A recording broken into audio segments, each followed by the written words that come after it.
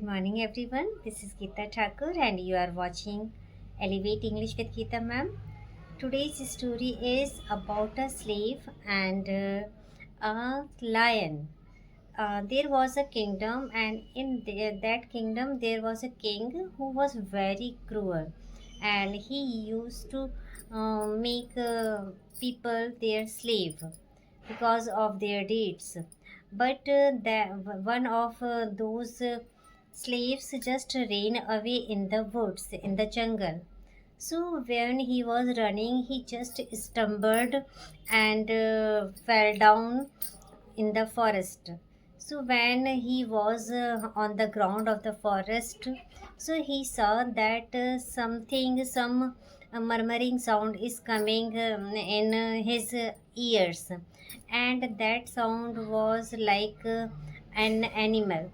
So when he was just looking what is there, so he saw that there was one lion and there was one thorn in his paw, and that wounds was bleeding. So he was in much grief. So he thought that he should help the lion, though he was much worried, but at the same time he was in fear also, that what would happen if the lion would attack him. So he just somehow accumulate the courage and went near the lion.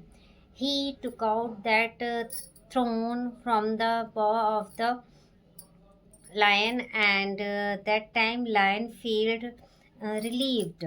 So after that lion went into the jungle deep. So after the departure of the lion, the slave thought that he should take some rest. So he lay down on the dry leaves in woods only.